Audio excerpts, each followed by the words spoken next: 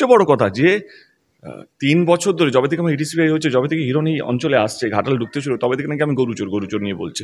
আরে সবচেয়ে আগে তো পিন্টু মণ্ডলকে ও চেনে, আজকে তার প্রমাণও দিলাম। আজ অব্দি আমি চুপ ছিলাম, কারণ আমি কাউকে ঘেটে লাভ নেই, কারণ কাউকে না আমি বুঝি যে কারো গায়ে কাদা ছুড়লে কতটা কষ্টকর, কিন্তু যে সারাদিন কাদা নিয়ে ঘুরছে, সুযোগ পেলে দিয়েছে, আমি আর ভদ্রতা করে লাভ নেই, আমি আজকে দিয়েই দিই। তো পিন্টু মণ্ডলের সাথে হিরণ আমাদের মানে 2013, এই যে পেপারটা আছে আমার 2013 কাটিংটা, যেহেতু আমি যখন আছে আমার কাছেও সমস্ত ডকুমেন্টস রেডি আছে, তার জন্য আমি এখনো ঘুরছি এবং তাহলে তো উনিও গরুচোর, কারণ উনিও পিন্টু মণ্ডলের সঙ্গে কাজ করেছেন, পিন্টু মণ্ডলের সঙ্গে টাকা নিয়েছেন, তার মানে উনিও গরুচোর। এবং যিনি গরুচোর আমার আগে উনি কাজ করেছেন, আমার আগে উনি চেনেন, তো আমার মনে হয় তাহলে তো সবাই গরুচোর। তো অর্ধেক ইন্ডাস্ট্রি, মানে অর্ধেক 90% ইন্ডাস্ট্রি গরুচোর হয়ে যাবে।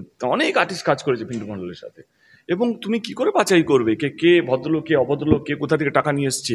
আজকে আমার মনে হয় কি এই যে কোনোভাবে আক্রমণ করা, এই যে উল্টো পাল্টো কথা বলা, মিথ্যে কথা বলা ভোটের জন্য, জেতার জন্য, আমি তার বিরুদ্ধে। আমি আজ অব্দি চুপ করেছিলাম, কারণ আমার মনে হচ্ছিল কি ছাড় না, আমি আমারটা সামলে নেব, ঠিক আছে। আমি 3 বছর ধরে এই কেসের মধ্যে যুক্ত আছি।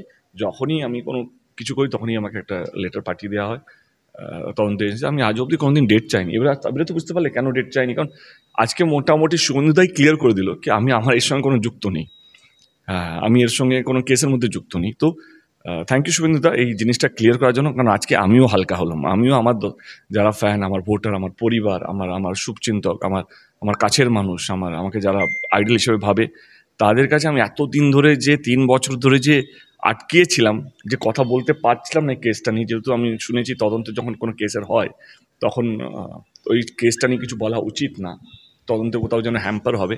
কিন্তু আজকে শুভেন্দু তো আমার সেই সুযোগটা করে দিয়েছে কি আজকে আমি মন খুলে কথা বলতে পারি কেসটা কি এবং কে সে পিন্টু মণ্ডল।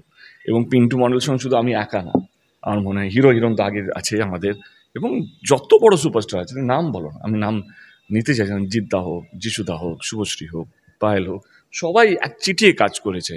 তো আজকে জাস্ট বিকজ আমি পলিটিশিয়ান বা একটা দলে হয়ে কাজ করছি বা একটা দলের সাংসদ, তো আমাকেই গরুচোর বলা হচ্ছে এবং প্রমাণ এখনো অব্দি করতে পারেনি। এবং আমার সত্যি খুব খারাপ লাগলো, দুঃখজনক লাগলো, হিরণকে বাঁচানোর জন্য শুভেন্দু এতটা নিচে নামতে হলো। আমি শুভেন্দুকে ভাবি, মুখ্যমন্ত্রী হিসাবে ভাবি কি ভাই, যদি বিজেপি যদি কোনো দিনও যদি জিতে, তো সেই দিনে হয়তো শুভেন্দুদার সুযোগ আছে মুখ্যমন্ত্রী হওয়ার। কিন্তু এই ছোট ছোট জিনিসগুলোকে একটা হিরণের মতন ক্যাডারকে বা প্রার্থীকে, যেখানে কোনো বিজেপি বড় নেতা সাপোর্ট করছে না, এখানকার দলের নেতা নেত্রীরা সাপোর্ট করছে না, দলের কর্মীরা সাপোর্ট করছে এবং বিজেপির ভোটাররা সাপোর্ট করছে না, তারাও বলছে এবার প্রথমবার ভোট টিএমসিকে দেবো, তারা সাপোর্ট করছে না। সেখানে যেহেতু শুভেন্দুদাকে টিকিটটা দিয়েছে, শুভেন্দুদার দায়িত্ব হিরণকে জেতাতেই হবে, তার জন্য এত কিছু করা আমার মনে হয় সেটা দুঃখজনক।